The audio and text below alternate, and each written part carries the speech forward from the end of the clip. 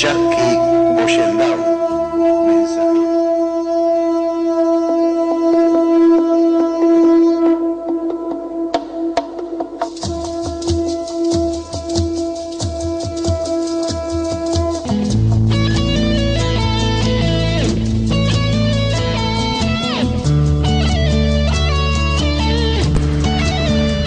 Continuamos aquí en Charqui Ollendau, mensajeros de la memoria, en otro espacio, y Daniel anda hurgando en sus cosas para continuar.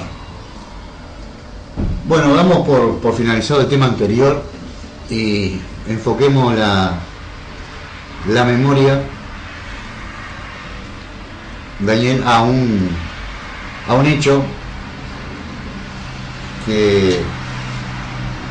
histórico que fue importante, creo que marcó la historia de la nación charrúa desde ahí en más, totalmente diferente, que fue ese 11 de abril de 1831, que bueno, de aquí a la fecha por programa vamos a manejar este tema. Y bueno, muchos saben y otros no, y nunca está de más hacer memoria, por eso es la idea nuestra. En aquella época los charrúas, independientemente, sin formar parte de ningún batallón ni un grupo de los dirigidos por diferentes figuras, una de ellas fuera Frutoso Rivera, La Valleja, Artigas, independientemente participaron de lo que fue la lucha por la independencia. Y ese 11 de abril Rivera lo citó a una reunión para organizar y tomar en cuenta a los charrúas para la defensa de la frontera con el Brasil, por los portugueses, que todo este pedacito de tierra que hoy es el Uruguay, todo el mundo lo quería. Y también había ganado que estaba en estas tierras que había sido robado y pasado del otro lado de la frontera. Entonces era organizar eso, recuperar ese ganado y bueno, cuidar la frontera con el Brasil. Los datos históricos que hay son pocos, pero de alguna manera llegamos a formar parte de lo que sucedió, con detalles más, detalles menos, según quien lo cuente. Normalmente los charrúas acudían a esas reuniones en tribu, con la familia completa, iban las mujeres, los niños, los ancianos y los guerreros. Y así fue como asistieron al Salsipuedes, donde se forma como una herradura ideal para una trampa de la que fue, porque no tenían una sola salida del lugar. Y se cuenta que estaba preparado que con una señal, cuando Rivera pidiera un cuchillo para cortar tabaco, esa era la señal para que los soldados que estaban ahí empezaran a disparar discriminadamente contra el pueblo nación charrúa. Alguna tribu no fue porque desconfió, ya desconfiaban de la figura de Rivera. Y a partir de ese momento comenzó la matanza. Hubo algún grupo que pudo escapar, otros fueron trasladados. Ubico Salsipuedes, es el límite de lo que viene a ser hoy Paysandú y Tacuarembó. Más allá de algunos que pudieron escapar, mujeres y niños fueron trasladados a pie desde ahí hacia Montevideo, y en alguna ocasión iban quedando algunos por el camino como esclavos a algún terrateniente. Después el sobrino o el parentesco que tuviera, porque ahí también hay varias posibilidades de aquella época, pero se le decía que era el sobrino Bernabé Rivera de Frutuoso. Podía ser hijo, podía ser de todo. Se encargó de perseguir a esos sobrevivientes con el objetivo de eliminar, de exterminar a la nación charrúa. Eso sucedió ese 11 de abril de 1831, donde los sobrevivientes que fueron trasladados como esclavos, se le pidió a los niños que ocultaran su idioma, su identidad, para sobrevivir, porque era la razón de por qué seguían vivos. Tenían que olvidarse de todo lo suyo, de su cultura, de su idioma, e ingresar a lo que era esa sociedad de ese país que comenzaba. Y así fue, respetuosos a la palabra dada, mantuvieron esas culturas, esas tradiciones, idiomas hacia adentro, pero hacia afuera no lo mostraban. Y se puede seguir la historia por otros lados, ¿no, Daniel? Sí. Siempre hablamos de que esta época nos marca a nosotros, porque si bien el desenlace es el 11 de abril, se venían pergeñando cosas. Sí. Y a medida, claro, pero a medida que iban llegando a la fecha, claro, esto lo sabemos ahora nosotros, nuestros ancestros no lo sabían. A medida que iba llegando la fecha, había un montón de cosas pergeñadas para eso, y todo la comunicación que iba entre Rivera y Julián Laguna, que era el que traía al que acompañaban el grueso de los charrúas, porque si bien no solo los que no se presentaron desconfiaban de Rivera, los que se presentaron también desconfiaban de Rivera, pero se presentaron porque iban con Julián Laguna, un hombre que jamás los había traicionado y con los que habían peleado codo a codo en el campo de batalla. Muchos, como por ejemplo Juan Pedro, que era un sambo, había peleado codo a codo con Julián Laguna y fue ciegamente tras él, tras de Julián Laguna, pero desconfiaba de Rivera también. Confió, por eso mandaron a Julián Laguna, porque los charrúas le tenían mucha confianza. O sea, si bien había desconfianza, siempre aquel descreimiento hacia el ejército y hacia el blanco que tantas veces lo había traicionado, estaban hablando con compañeros de armas, de una revolución muy cercana, porque cuando vos sos joven todo te parece lejano, pero cuando vos tenés 50 años te das cuenta que 20 años fueron ahí nomás, ¿verdad? Sí. O sea, a mí me parece que la democracia la conquistamos hace 3, 4 años y ya han pasado 25, 30 años, no sé cuánto pasaron ya. Entonces, bueno, vuelvo al tema. Estos charrúas, esto estamos hablando del 31. 11 años atrás, Baimaca había peleado con Artigas y con Rivera, de su lado. Entonces, estamos hablando de compañeros de armas. Pero en realidad se sabía que Rivera era perro, pero no se pensaba lo mismo de Julián Laguna. Es todo un formato de ideas eso, ¿no? Es todo un conglomerado. Hubo gente que dijeron, esté Julián Laguna o no esté Julián Laguna, yo Rivera no confío. Y ese fue Polidoro, por lo que tengo entendido. Sí. ¿Está? Bueno, evidentemente fue un hecho cobarde, institucional, porque estábamos hablando que estábamos en el primer gobierno de lo que hoy es la República Oriental del Uruguay, que normalmente la figura sucia de esta historia tiene el apellido de Rivera, pero como, bueno, nombró recién otra figura de la historia, Daniel, Julián Laguna,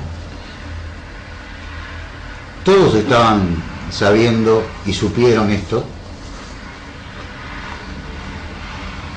y quedó por esa. Digo, acá hay un hecho consumado y después hay una complicidad, ¿no?, de lo que era los caudillos de lo que era aquel momento, y ahí, bueno, ya pasamos a documentos históricos de cartas intercambiadas por Rivera con otros caudillos que hablan de lo planificado, de lo que se va a hacer, que también, si seguimos por el camino de las cartas, también existen cartas donde se planifica matar a Artigas, cartas de Rivera, y bueno, esas son figuras que hoy están dentro de lo que son los héroes nacionales. Julián Laguna es una calle que está en Nuevo París. En tu barrio. Sí, yo me quedé en Verde de Araudado. Pero para que tengan una idea, bueno, los homenajes que tiene el genocida de Rivera son inmensos, y en todo el país. Está lleno de parques Rivera en todo el país, de calles, de monumentos. Es que fue una de las primeras figuras del Partido Colorado que gobernó 100 años este país. Y bueno, como ven ahora, los últimos gobiernos fueron del Frente Amplio, y aparecieron homenajes a figuras de su lado. Sí, sí. Cada gobierno homenajea, más allá de que por un tema de la salida de la dictadura se homenajeó a la calle del centro, Gutiérrez Luis, Wilson Freire Lunate, Michelini, bueno, hay algunos más. Tenemos las rutas, Miguel Seregni, y también a Wilson Freire Lunate, que ya ahí se buscan de figuras que enfrentaron la dictadura en el país. Pero imagínense, en 100 años de gobierno, con unas raíces coloradas, bueno, que dentro de lo que es el Partido Colorado sigue existiendo una franja que es riverista, otras ballistas, pero otras las dos cosas también. Y uno no entiende cómo, más allá de parecen como si habláramos de fútbol, ¿no?, de camisetas, como si fuera un deporte, ¿no? Porque digo, si hay alguien que bueno, alguien está convencido dentro de un partido político y hay una figura que ensucia la historia de ese partido, seguir arraigado a eso y defender cosas absurdas no tiene sentido, ¿no? Yo a Sanguinetti lo escuché hablar cuando Rivera se pasa para los portugueses, que es otra traición. Dijo que fue una estrategia para después volver, ¿no? Él analiza así la historia de Rivera. Bueno, es buscar cosas que no, indefendibles, y si hay una coherencia que evidentemente no existe, y este país tiene como héroe nacional, el héroe principal nacional, a José Gervasio Artigas, no puede estar como héroe nacional también Frutuoso Rivera, por lógica, ¿no? Alguien que quiere matar al héroe nacional, deshacerse de él.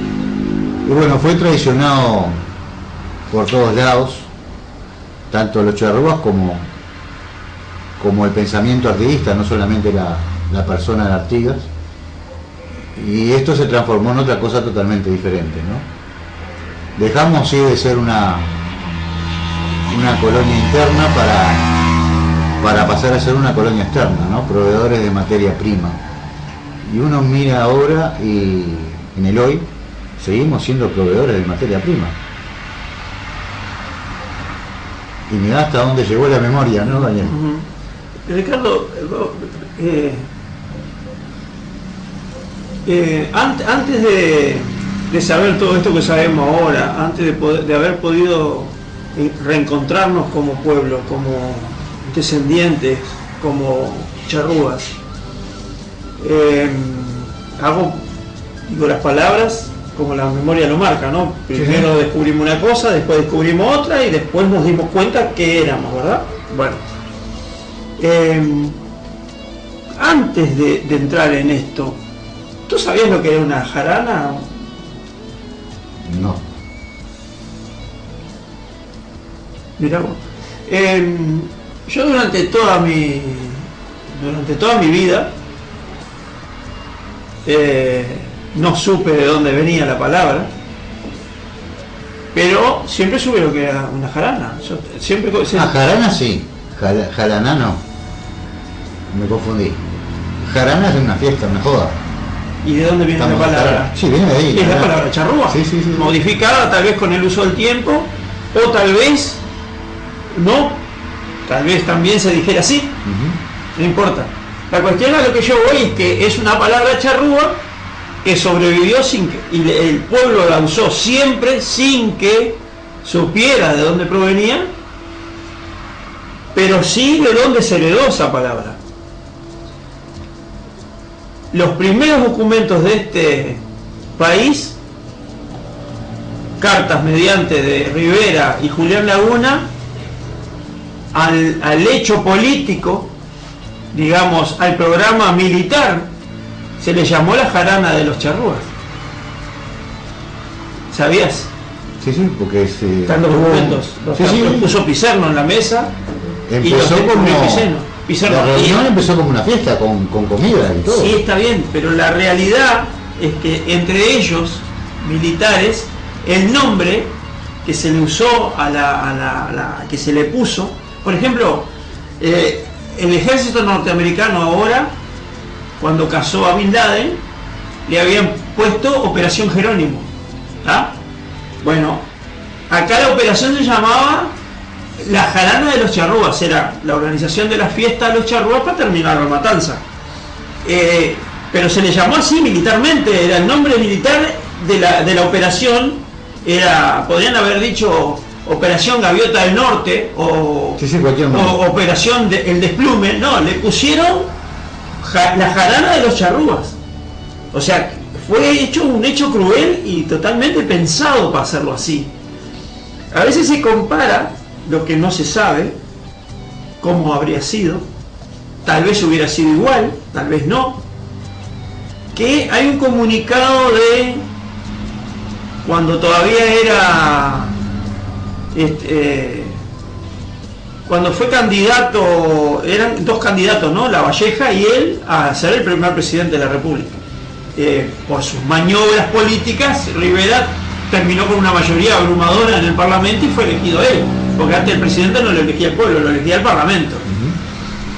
Y al Parlamento lo elegían los ricos solamente. Bueno, Rivera logra tener esa mayoría para ser primer presidente.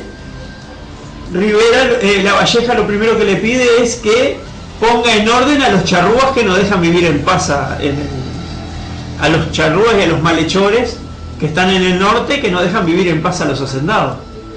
O sea, ya la sociedad criolla, como sociedad criolla, quería eliminar a los charrúas, no era Rivera. El problema de cómo hubiera hecho Lavalleja, y yo pienso particularmente que Lavalleja hubiera ido de frente a matarlo, ¿tá? Porque era otro tipo de persona, pero no fue Lavalleja y eso no ocurrió. Así que no podemos saber qué hubiera hecho Lavalleja. Sí sabemos que la sociedad criolla como tal quería o los doblegamos o los eliminamos, y eso era tajante. Sí sé que este personaje oscuro que era Rivera edificó sobre una fiesta una matanza. Y para hacer eso hay que ser muy traidor y muy hijo de puta. Sí, sí. Yo pienso que ya cuando vos decís genocida, una persona que es genocida, pensá en muchos adjetivos, en muchos, ¿no? De todo. Es algo re jodido, ¿no? Y se sigue históricamente sin reconocer todo de lo que estamos hablando, ¿no? Bueno, hay un a mí me extraña que digas eso, porque el año pasado decías que el ministro de Relaciones Exteriores y que el gobierno había reconocido cosas.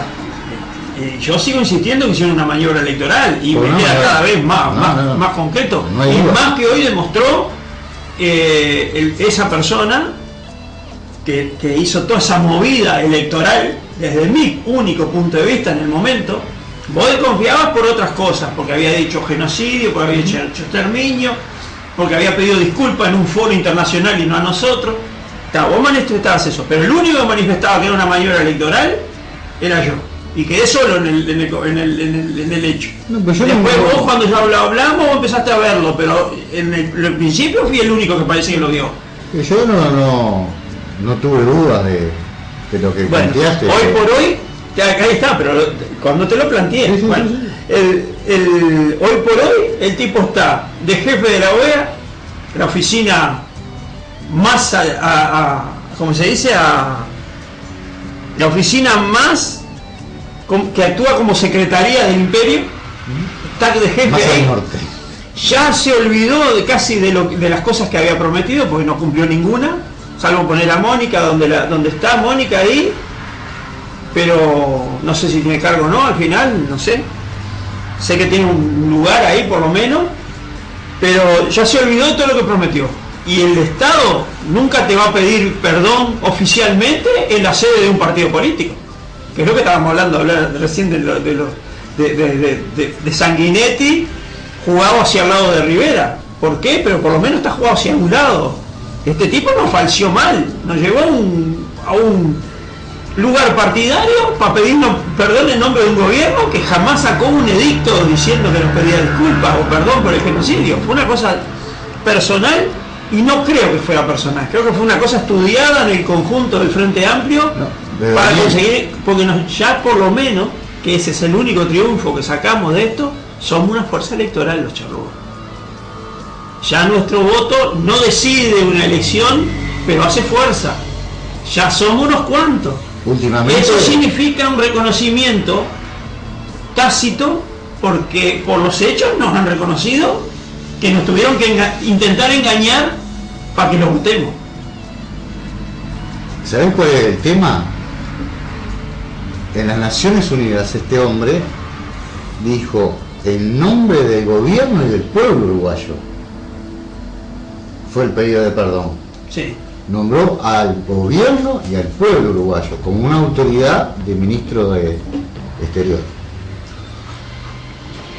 Oficialmente no quedó ese pedido de perdón. Y enseguida me acuerdo que nosotros hablamos muy claramente de que no existe el pedido de perdón sin una reparación. ¿Que es difícil y muy polémica esa reparación? Sí, lo es. Pero un pedido de perdón sin reparación no existe. Y no voy ni a lo económico, voy a políticas claras de cuando se pide perdón de un Estado de un genocidio. Evidentemente que tiene que trabajar en todo el apoyo para reflotar esa cultura, su idioma, sus tradiciones,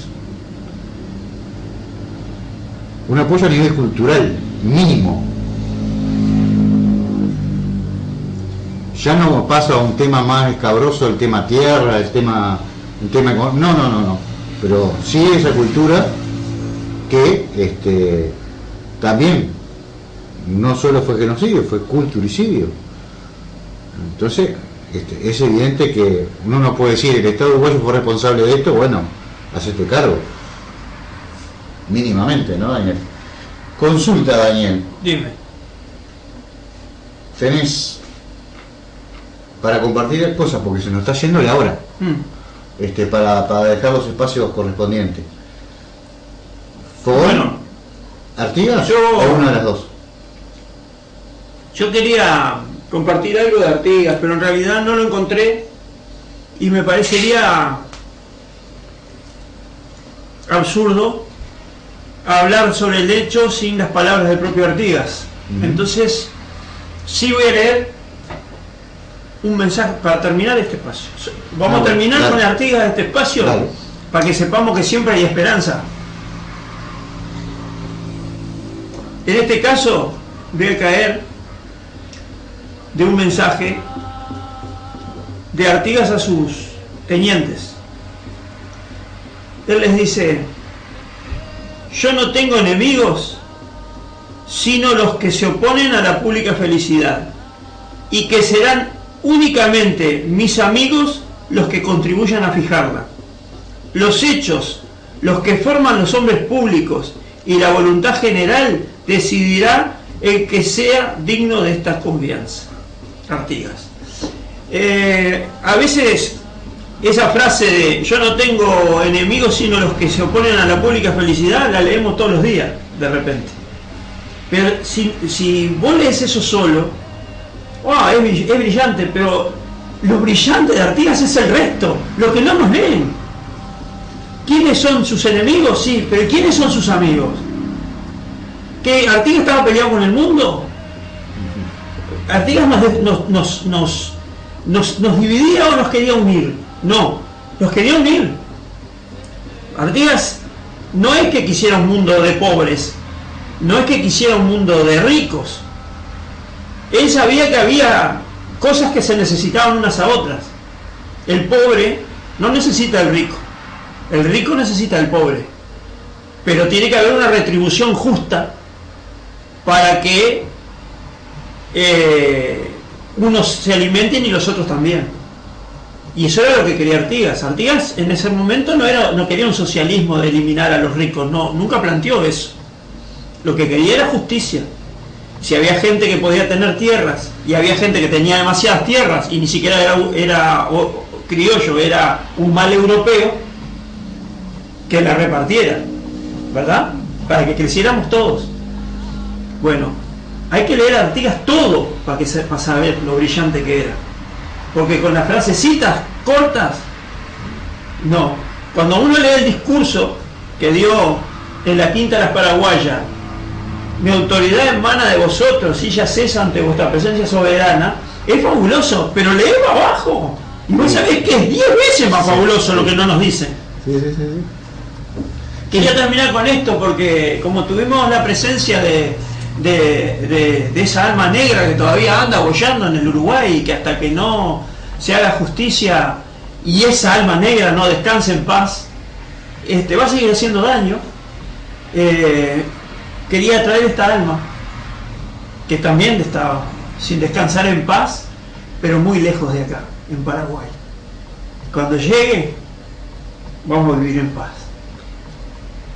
Buenazo, Daniel, lo que remataste en eso, en ese final.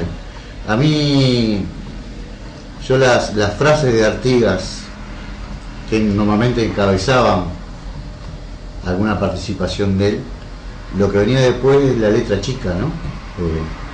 Que en este caso es muy diferente a los contratos. En esa letra chica que por muchas razones queda dejada de lado para que no se sepa más de este pensamiento artiguista, porque es peligroso, porque va contra los intereses de unos pocos. Dale. Me voy a quedar con las ganas y no quiero. No lo encontré, no lo puedo leer de palabras de él, pero quiero decir el concepto. Dale. En un momento en el que el político acomoda al hijo, y aunque no lo acomode a la vista, lo acomoda por debajo, acomoda al amigo.